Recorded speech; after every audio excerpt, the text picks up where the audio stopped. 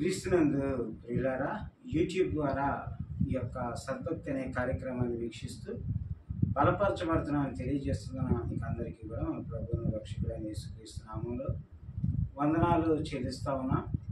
మరి మీరంతా కూడా చక్కగా మా యొక్క పాటల్ని, అదేవిధంగా ఆధ్యాత్మిక ప్రసంగాల్ని ఆదరిస్తున్నారు. అందుని బట్టి మీకు వందనాలు చెల్లిస్తా ఉన్నాం. మరి అదేవిధంగా అనేకులు చూడటానికి దోహదపడుతున్న మీకు అందరికీ కూడా మా ప్రత్యేకమైన వందనాలు చెల్లిస్తా ఉన్నాం. వీళ్ళారా, ఈ దినం ఒక నూతనమైనటువంటి వర్తమానాన్ని మనం ధ్యానం చేసుకుందాం. ఈ దినాన మనం చూసినట్లయితే చాలామంది మరి దైవికమైన బిడ్డలు మాట్లాడుతున్న మాటలు, మా యొక్క జీవితాల్లో కొన్ని కష్టాలు, కొన్ని శోధనలు ఎదురవుతున్నాయి పాస్టర్ గారు అని చెప్పి అంటున్న సందర్భాన్ని మనం చూస్తూ ఉన్నాం. వీళ్ళారా,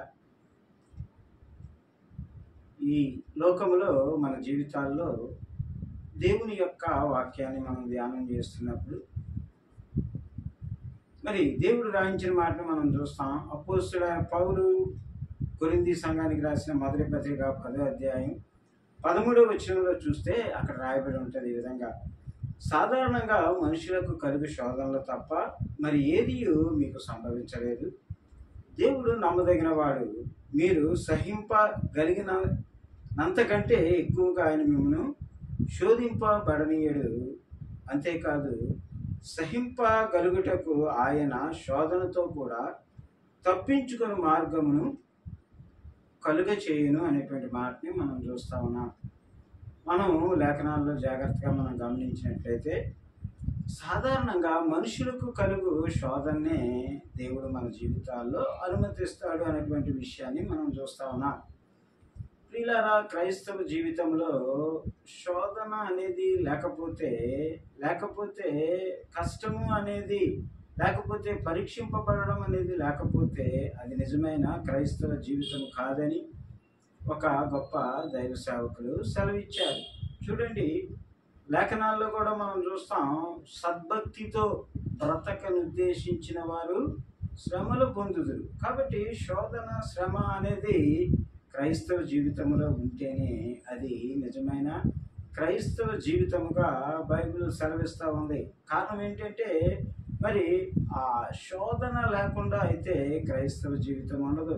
క్రైస్తవ జీవితము సాఫీగా లేకపోతే మరి అంత మరి చక్కటి పూలబాటలాగా ఉండదు అన్నది యేసు ప్రభు వారు కూడా తన మాటల్లో చెప్పారు, లోకంలో మీకు శ్రమ. కాబట్టి ప్రియులారా, ఒకవేళ మనకేదైనా ఒక శోధన వచ్చినప్పుడు, ఒక కష్టం వచ్చినప్పుడు, అది ఏదైనా సరే, అది ఆర్థికపరమైనదా, శారీరక అనారోగ్య కారణమా, లేకపోతే మరి కుటుంబంలో సమస్యలా, లేకపోతే మరి ఆ బంధువుల మధ్య మరి కలహములా, లేకపోతే కోర్టు సమస్యలా, లేకపోతే అనేకమైనటువంటి శోధనలు మనం చూస్తూ ఉంటాం. ప్రియ దైవజనమా, అది కాకుండా అంతిమ దినాల్లో ఈ యొక్క శోధనలు మరీ ఎక్కువగా ఉంటాయన్నది బైబిల్ చాలా తేటగా సెలవిస్తూ ఉంది. అపోస్తలుడైన పౌలు తిమోతికి రాసిన 2వ పత్రిక 3వ అధ్యాయం 1వ వచనంలో అంటాడు, అంత్య దినములలో అపాయకరమైన కాలములు వచ్చునని తెలుసుకొనుము. ఎందుకు అంత్య దినాల్లో అపాయకరమైన కాలాలు వస్తాయి అన్నది బైబిల్ సెలవిస్తూ ఉంది అంటే, మనం చూస్తూ ఉంటాం, మనుషులు స్వార్థప్రియులైపోతారంట. అదే అధ్యాయంలో మరి పౌలు గారు రాస్తున్న అనేక మాటలు ఉన్నాయి. మనుషులు ఏమవుతారు? స్వార్థప్రియులు. నాది నాది నాకు. ఏమండి, మనం చూసినట్లయితే మరి యేసుక్రీస్తు ప్రభు వారు కూడా చెప్పారు. మత్తయి సువార్త 24వ అధ్యాయం 12వ వచనంలో మనం చూస్తే, అక్రమము విస్తరించుట చేత అనేకుల ప్రేమ చల్లారు. చూడండి, ఆ సెల్ఫిష్నెస్ ఏమండి, మరి అక్రమము విస్తరించిపోయింది. ఏమండి, మనుషుల్లో దురాశ పెరిగిపోయింది, మనుషుల్లో ఆశ విస్తరించింది.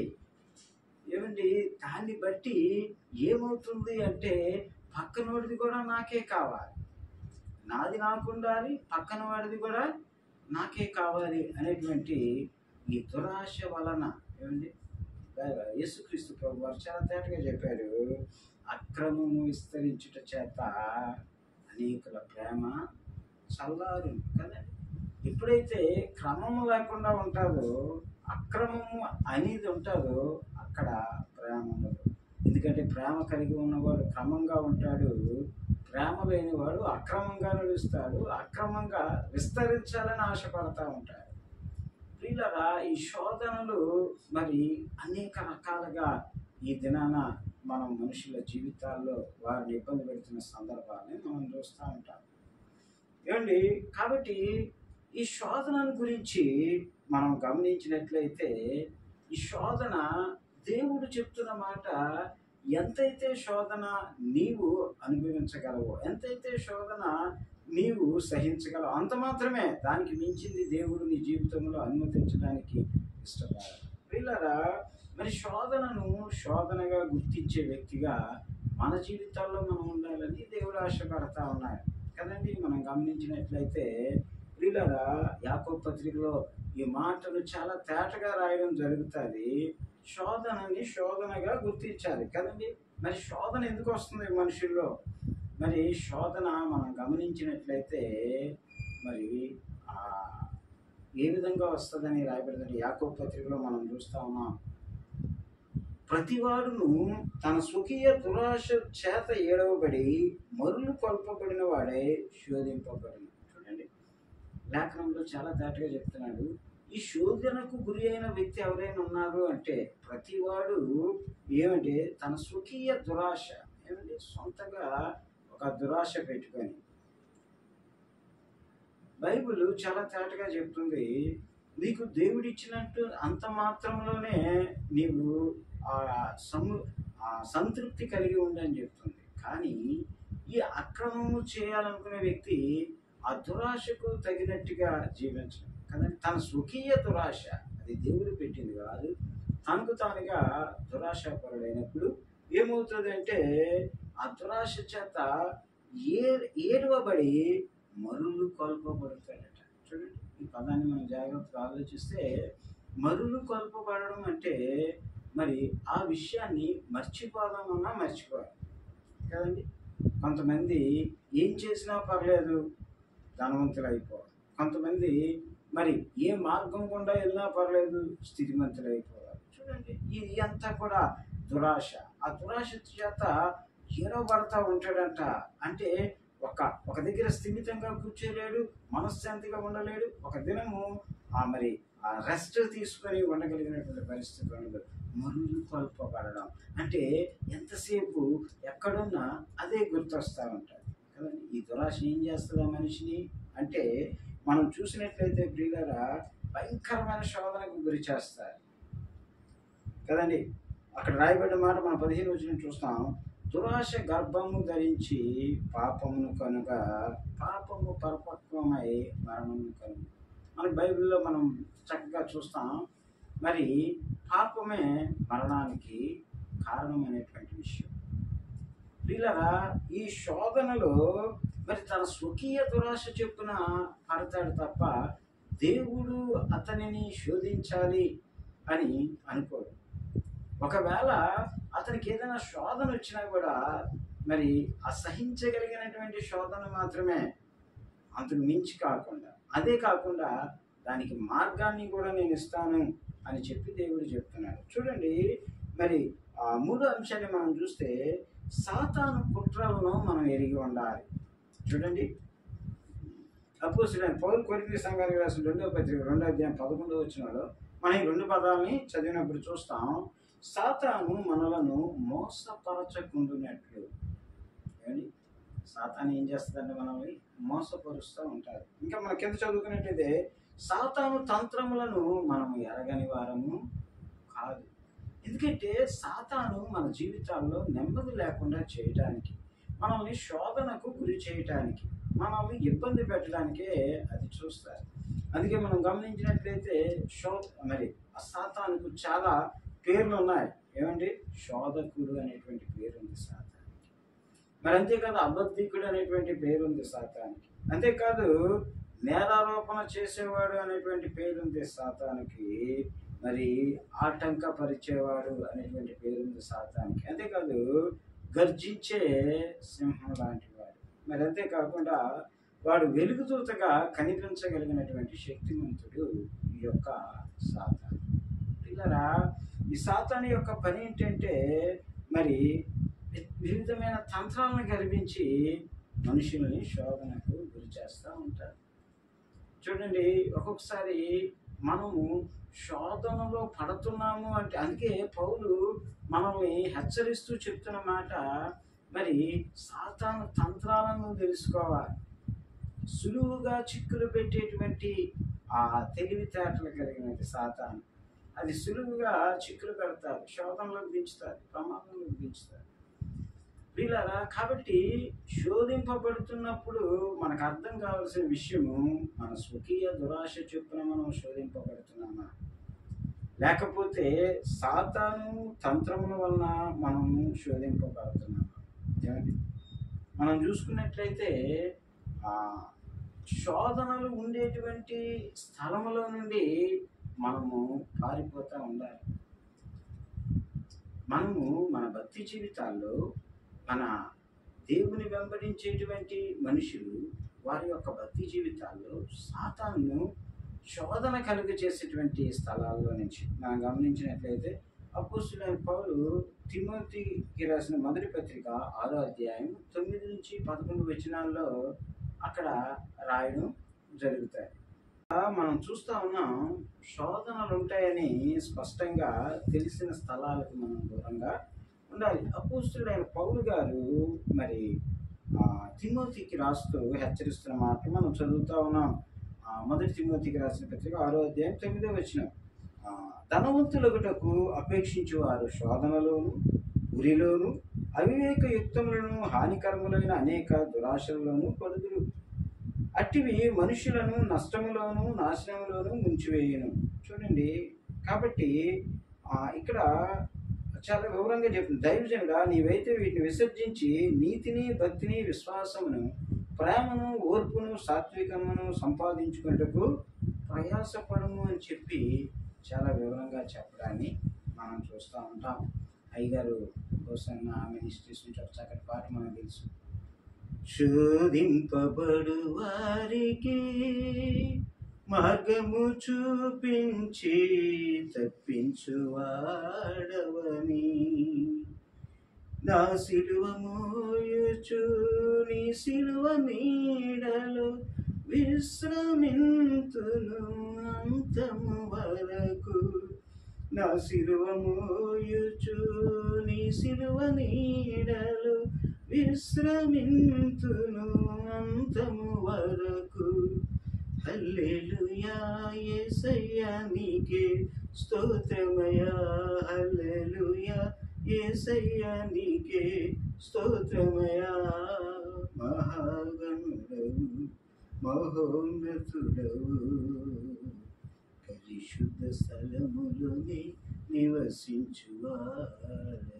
కాబట్టి ప్రియులారా, శోధన ఉంటుంది అనేటువంటి స్థలంలోనికి మనం వెళ్ళకూడదు. ఆ శోధన నుంచి మనం దూరంగా పారిపోవాలి. మరి అదేవిధంగా 5వ అంశాన్ని మనం చూసినట్లయితే, జీవితంలో సరైన దాన్ని కేంద్రంగా మన జీవితాల్లో మనం చేసుకోవాలి.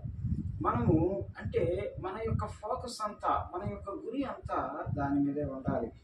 కొలస్సీయులకు రాసిన పత్రిక 3వ అధ్యాయము 1-2 వచనాల్లో పౌలు గారు ఇలా అంటారు, మీరు క్రీస్తుతో కూడా లేపబడిన వారైతే పైనున్న వాటినే వెతకుడి, భూ సంబంధమైన వాటి మీద మనసు పెట్టుకొనుకుడి. చూడండి, మరి ఇక్కడ పౌలు గారు చాలా తేటగా చెప్తా ఉన్నమాట, మీరు క్రీస్తుతో కూడా లేపబడిన వారైతే పైనుండే వాటి మీదే మీరు మనసు పెట్టుకోవాలి. ఎందుకంటే మరి కిందుండే వాటి మీద, భూ సంబంధమైన వాటి మీద మీరు మనసు పెట్టుకున్నట్లయితే మీరు ఎక్కువ శోధనకు గురి అవుతారు, శోధింపబడేటువంటి పరిస్థితుల్లోనికి వెళ్ళిపోతారు అని చెప్పి. ఎందుకంటే అక్కడ ఆశ ఉండడం మంచిదే కానీ మనిషికి, ఎందుకంటే మనిషి ఆశాజీవి కాబట్టి ఆశ ఉండడం మంచిదే, కానీ ఆశ ఎలా మారిపోద్దంటే దురాశగా మారిపోయేటువంటి పరిస్థితులను మనం చూస్తూ ఉంటాం.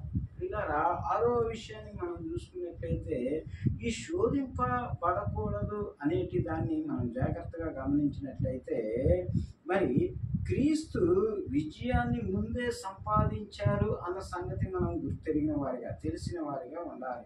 చూడండి, కొరింథీయులకు రాసిన పత్రిక, మొదటి పత్రిక 15వ అధ్యాయం 57వ వచనంలో మనం చూస్తాం, మన ప్రభు అయిన యేసుక్రీస్తు మూలముగా మనకు జయం అనుగ్రహించుచున్న దేవునికి స్తోత్రము కలుగునుగాక. ప్రభు అయిన యేసుక్రీస్తు ప్రభువారు ఆ యొక్క సాతానుని చితక తొక్కి మరి తన పాదముల కింద పెట్టు. కాబట్టి ప్రియులారా, మన జీవితాల్లో మరి ప్రభు అయిన యేసుక్రీస్తు సాధించిన ఆ విజయాన్ని మనము కూడా, ఇదిగో లోకమును జయించినది మీ విశ్వాసమని చెప్పిన ఆ దేవుని మరి దేవుని పట్ల విశ్వాసం కలిగి ఉండి లోకాన్ని జయించగలిగిన వారిగా మనం ఉండాలనేది మరి యేసు ప్రభు వారి యొక్క ఆ శిలువ మరణ పునరుద్ధానాన్ని మనం జ్ఞాపకం చేసుకున్నప్పుడు గుర్తుకు రావాలి. హోషేయ గ్రంథంలో మనం చూస్తాం, 4వ అధ్యాయం 6వ వచనంలో, నా జనులు జ్ఞానము లేని వారే నశించుతున్నారు. చాలామందికి మరి బిడ్డలకి జ్ఞానము లేక, ఎందుకంటే వారు బైబిల్ వాక్యం మీద ఆధారపడడం కంటే కూడా ఎక్కువ టీవీలో ఏ బోధ వస్తుంది, యూట్యూబ్లో ఏ బోధ వస్తుంది, మరి ఎక్కడ ఏం చెప్తారు, ఎవరేం చెప్తారు, ఏమండి మరి మనం చూసుకున్నట్లయితే ఈ రకరకాల బోధ వారికి ఉండే భక్తి జీవితాన్ని నాశనం చేయడాన్ని కూడా మనం చూస్తూ ఉంటాం. ఎందుకంటే అక్కడ కొంత, ఇక్కడ కొంత, ఇక్కడ కొంత, మరి వారు ఆ ఒకరు చెప్పింది ఒకలాగా, ఇంకొకరు చెప్పింది ఇంకొకలాగా, మరి ఒకరు చెప్పింది మరి ఒకలాగా, మరి అదే వాక్యము కానీ ఇన్ని రకాలుగా ఎందుకు చెప్తున్నారు వారికి తెలియదు. వారు బైబిల్ చదివే సమయం ఉండదు, బైబిల్ని నేర్చుకునే సమయం ఉండదు, బైబిల్ని నేర్చుకోవాలన్న ఆ మరి పరిస్థితి ఉండదు. ఏమండి, ఈ మధ్య ఒక ఇంటర్వ్యూలో ఒక పుస్తకాల షాప్ యజమానుడు చెప్తున్న మాట, ఈ మధ్య క్రైస్తవులు పుస్తకాలను చదవడం మానేశారు కదా. దేవుని యొక్క మరి గ్రంథ వివరణలు ఇచ్చేటువంటి పుస్తకాలను చదవడం మానేశారు. కారణం ఏంటి అంటే వాళ్ళకి యూట్యూబ్ పెట్టుకుంటే యూట్యూబ్లో దొరుకుతుంది, వాళ్ళకి టీవీ పెట్టుకుంటే ఛానల్స్లో దొరుకుతుంది. ఏమి వింటున్నామా కదా, యేసుక్రీస్తు ప్రభు వారు అన్నారు, మీరు ఏమి వింటున్నారో జాగ్రత్తగా చూసుకోండి. కాబట్టి ప్రియులారా, మరి యేసు ప్రభు వారు ఎంతైతే మన కొరకు త్యాగం చేశారో, ఎంతైతే మన కొరకు జయాన్ని ఇచ్చారో, ఎంతైతే మన కొరకు ఆయన సమస్తాన్ని చేశారో అది మనకి తెలియాలి. అది తెలియకపోవడమే అజ్ఞానం అనేది మరి హోషేయ గ్రంథంలో మనం చూస్తూ ఉన్నాం.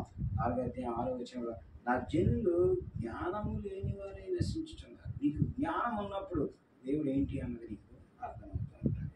కాబట్టి శోధనలోకి రాకుండా శోధనను తప్పించుకోగలిగిన జ్ఞానాన్ని దేవుడు ఇస్తారు. అంతేకాకుండా చివరిగా మనం చూసుకున్నట్లయితే దేవుడు మనలను పిలిచినది విజయం అనుగ్రహించడానికి అనేది మనం గుర్తెరిగిన వారిగా ఉండాలి. చూడండి, మరి ఆ లోకముపై జయాన్ని, ఏమండి లోకములో ఉన్నదంతా నేత్రాశ, శరీరాశ, జీవప్రాంగము, కాబట్టి మీరు దానిలోనికి వెళ్ళొద్దని చెప్తున్నాడు దేవుడు. ఏమండి, కాబట్టి లోకంలో నీకు విజయం కావాలంటే ఆ నేత్రాశ, శరీరాశ, జీవప్రాంగాన్ని జయించిన వారిగా ఉండాలి. మరి మనం చూస్తా ఉన్నాం, గలతీయులకు రాసిన పత్రికలో పౌలు భక్తులు 5వ అధ్యాయం 16వ వచనంలో చెప్తున్నారు, మీరు శరీరాశలను నెరవేర్చుకొనకుడి, ఆత్మానుసారంగా నడుచుకుంటారు. మీరు ఆత్మానుసారంగా నడుచుకున్న వారైతే మీరు శరీరేచ్ఛలను వాటి జోలికి వెళ్ళాలి. నిజమే కదా. నువ్వు ఎప్పుడైతే శరీరాన్ని జయించాలి అనుకుంటావో నువ్వు ఆత్మానుసారంగా నడిచే విధానంలో ఉండాలి. అప్పుడే దేవుడు నీకు జయాన్ని ఇస్తాడు. అంతేకాదు, ఎఫెసీయులకు రాసిన పత్రిక 6వ అధ్యాయం 11, 13 వచనాల్లో మనం చూస్తూ ఉంటాం, శత్రువు మీద నీకు జయాన్ని ఇవ్వడానికి దేవుడు ఇష్టపడతాడు. నేను ఏ శోధనలోకి తేడానికి శత్రువు ఎంత ప్రయత్నం చేస్తున్నాడో ఆ శోధన నుండి నేను తప్పించడానికి దేవుడు ఇష్టపడతాడు. కాబట్టి పిల్లల శోధన అనేది క్రైస్తవ జీవితంలో ఉంటుంది. కాకపోతే దేవుని ముందు పెట్టుకొని, దేవుని ఉద్దేశాన్ని నువ్వు ముందు పెట్టుకున్నప్పుడు దాన్ని ఓవర్కమ్ చేసి రాగలవు.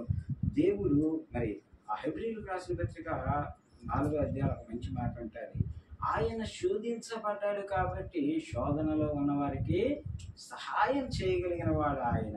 కాబట్టి నీకుండే శోధనను పెద్దదిగా చేసుకుని బాధపడితే, నీకుండే శోధనను పెద్ద సమస్యగా చూసుకుని ఇబ్బంది పడితే, ఈ రాత్రికాల సమయంలో మనతో మాట్లాడుతున్నాడు దేవుడు, ఆ శోధన పెద్ద శోధన కాదు, నీ పట్ల ఆయన కార్యం చేయడానికి ఇష్టపడే దేవుడు. చిన్న ప్రార్థన చేసుకొని మనం వర్తమానాన్ని ముగించుకుందాం. మహాపరిశుద్ధిగా మిక్కిలి ప్రేమించిన ఘనమైన తండ్రి, నీ బంగారు పాదాలకు వందనాలు. నిజమైన ఆయన, ఈ లోకములో ఏదో భయంకరమైన శోధన నాకే వచ్చింది, భయంకరమైన శ్రమ నాకే వచ్చింది, భయంకరమైన ఇబ్బందులు నేనే ఉన్నాను అని ప్రభా ప్రతి వారు కొంత బాధపడతా ఉన్నారు. అయితే తండ్రి, నీ లేఖనాలు సెలవిస్తూ ఉన్నాయి, శోధనను జయించగలిగేటువంటి మార్గాన్ని కూడా నీవే ఇచ్చావని, శోధనలో పడకుండా ఉండగలిగినటువంటి పరిస్థితిని జీవగ్రంథం బైబిల్ గ్రంథంలో వివరించావని, పరిశుద్ధ గ్రంథంలో వివరించావని తెలుసుకుని నడవటానికి మనందరినీ బలపరిచి నడిపించి సహాయం చేయమని ప్రభా, వర్తమానాలు పూర్తిగా వింటూ ప్రభా వారి యొక్క సమయాన్ని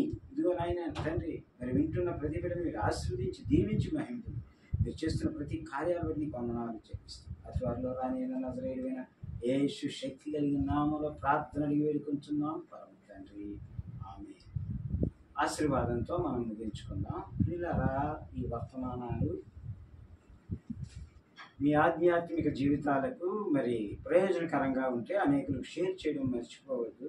మరి ఈ యొక్క బైబిల్ లేఖనాలు, బైబిల్ ఏం చెప్తుందో యాజ్ ఇట్ ఈస్గా అదే రకంగా మనం ఈ యొక్క వర్తమానాలు ఉంటాయి. కాబట్టి ఈ వర్తమానాలు అనేకులకు పరిచయం చేయండి. అనేకులు దేవుని మార్గంలో చక్కగా నడవడానికి మీరు సహాయపడండి. ఆశీర్వాదంతో సెలవు తీసుకుంటాం. మన తండ్రి అయిన దేవుని యొక్క ప్రేమ, కుమారుడైన యేసుక్రీస్తు వారి కృప, పరిశుద్ధాత్మ నిత్య సహవాసము సన్నిధి మనకందరికీ సదాకాలం తోడే నడిపించును గాక.